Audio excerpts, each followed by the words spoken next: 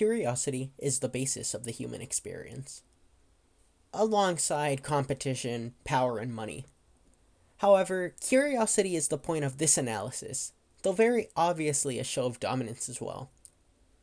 The 1950s. With the Cold War in effect, the United States and the Soviet Union started a back-and-forth song and dance, demonstrating dominance and debasing through rinse and repeat. Previously poised as global superpowers, the two would exchange politically backed blows for the next 4 or so decades. However, through the midst of wrestling for supremacy, the aims of technology for the betterment of humankind would change on the fateful evening of Friday, the 4th of October, 1957. An evening that would put meaning to the sequence of the two words space race and plant the first humans on the moon. Dr. John P. Hagen proposed to launch a satellite per the International Geophysical Year, a research effort during the Cold War. The International Geophysical Year was an effort to better understand the Earth and its connections to the Sun, resulting in advancements in the exploration and efforts for space research. The International Geophysical Year was born in a time of conflict, though ironically aimed to unify research efforts into the universe containing life as we know it. It's beautiful and poetic. And it also directed Dr. Hagen's proposal. Dr. John P. Hagen proposed to launch a satellite, as the United States and the Soviet Union worked to construct satellites capable of escaping the Earth's atmosphere and maintaining itself amongst the harsh environments of space, boasting publicly to announce great advancements and working secretly in the shadows, respectively. A long story short, Dr. John P. Hagen's proposal was taken at face value, with a successful launch of Sputnik 1, the first artificial satellite to orbit the Earth. The first artificial satellite that would ignite the space race, changing the course of history forever, for the good and bad that this period had to offer. Following the launch of Sputnik 1 in 1957, the United States and the Soviet Union would engage in something I like to call the launch battles, a series of launches during the space race, aimed at the idea of the battle for spaceflight supremacy, ultimately resulting in the sights set on the moon. Lots of launches were made spanning from 1957 to present day, and many launches proved unsuccessful.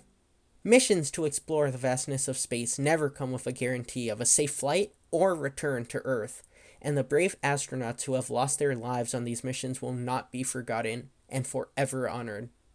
But this analysis is to instead look forward and not depress on unchangeable events of the past. However, rest in peace to all who have sacrificed their lives to research for the progress of humankind. The sacrifices will never have been done in vain. Some notable launches that will be beneficial to mention for this analysis will be none other than Apollo 8, Apollo 11, Apollo 17, and Artemis I. Apollo 8 launched on December 21st, 1968, splashing down on Earth on December 27th, 1968. The mission consisted of crew members Commander Frank Borman, Commander Module Pilot James A. Lovell Jr., and Lunar Module Pilot William A. Anders, marking the first time humans orbited the moon. Apollo 11 launched on July 16, 1969, splashing down on Earth on July 24, 1969.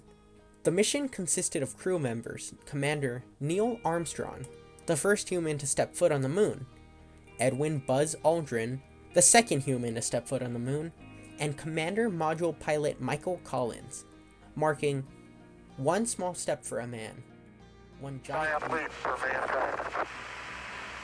Oh, that looks beautiful. Apollo 17 launched on December 7th, 1972, splashing down on Earth on December 19th, 1972. The mission consisted of crew members Commander Eugene A. Cernan, Lunar Module Pilot Harrison H. Schmitt, the first scientist to step foot on the moon, and Commander Module Pilot Ronald E. Evans, marking the final Apollo mission and crewed mission to the moon for the next 5 decades. On November 16th, 2022, A test flight for the Space Launch System, SLS, sent the Orion spacecraft on a journey to the moon and back to Earth. As a spacecraft meant to take humans to the moon and back to Earth, Orion broke the previous record held by the Apollo 13 mission, traveling 2,068,563 miles in distance before heading back home. The mission was done in attempts to test capabilities of the spacecraft, allowing it to understand what it could withstand while in the vastness of space, ensuring survival for humans aboard Orion when ready for the launch at hand. The launch of Artemis I ignited the go-ahead for the subsequent missions to follow, aiming sights at a central mission: get humans to Mars. Artemis I is the first mission in a sequence of 5 planned missions set towards the moon, in preparations for a central mission to get humans to Mars. Artemis I is the core mission that aimed to test the capabilities of Orion, a spacecraft designed to travel through space, around and beyond the moon in orbit, and back to Earth, while gathering data related to the mission at large. Artemis II is the second mission that is aimed at sending a crewed spacecraft around and beyond the moon in orbit, marking the farthest distance traveled in space, while maintaining a safe distance to ensure safe travel back to the planet. Artemis II is in launch.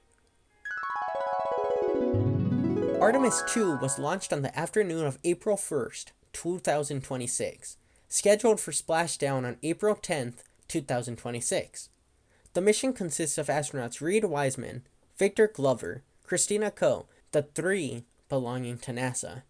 The 4th crew member is astronaut Jeremy Hansen of the Canadian Space Agency. But here's the thing. The Orion spacecraft will be put through several tests regarding the performance of spacecraft systems, life support systems, functions of the spacecraft in flight, as well as stress-related tests in uncharted territory, farther than human exploration of the past in space. Most important of all, these tests and observations while on board will contribute to research and data collection. The mission is to determine what changes might need to be made for future Artemis missions and how to accommodate for longer, more stressful missions to land uncharted in future endeavors. Artemis III will focus on testing lunar landers, docking, and organizing preparations for how to get humans back on the moon, with scheduling as early as 2027. Artemis IV will be a major step forward in the Artemis series of missions, aiming to land humans back on the moon, for the first time since 1972, Apollo 17, which was the final Apollo mission and final time a human stepped foot on the moon. The mission will focus on the south pole of the moon, lasting a week while on the surface. Aimed for early 2028 if goes as planned, Artemis IV will be one of the most stressful, in terms of stakes leaning on the successful mission, in addition to mission length.